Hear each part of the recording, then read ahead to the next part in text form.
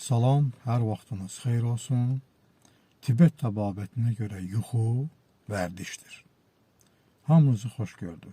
Əvvəlcədən videomu bəyəndiyiniz, paylaşdığınız və səhifəmə abunə olduğunuz üçün hamınıza təşəkkürümü bildirirəm.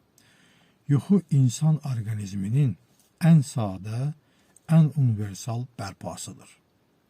Ona görə də yuxuya etinasız yanaşmaq olmaz. Yuxusuzluğun bir neçə variantları var. Birincisi, insan yuxu rejimini pozur.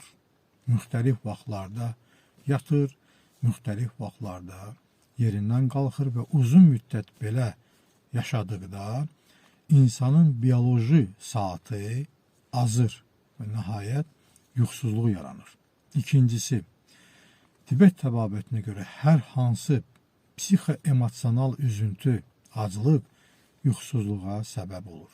Əgər yuxusuzluq stres, psixoemosional gərginlik və çox yeməklə əlaqəlidirsə, bunun sadə bir üsulu var, çarəsi var.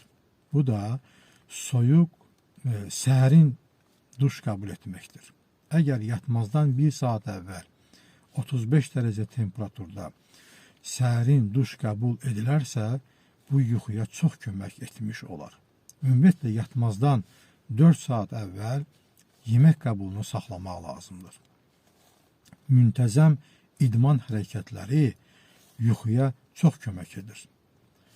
Yuxu üçün optimal otaq temperaturunu 18 dərəcədə temperaturda saxlamaq lazımdır. Və nəhayət, işığı söndürməzdən əvvəl bir neçə dəqiqə kitab oxumaq yuxuya çox kömək etmiş olur. Hamınıza can sağlığı arzulayıram. Özünüzdən müğayət olun.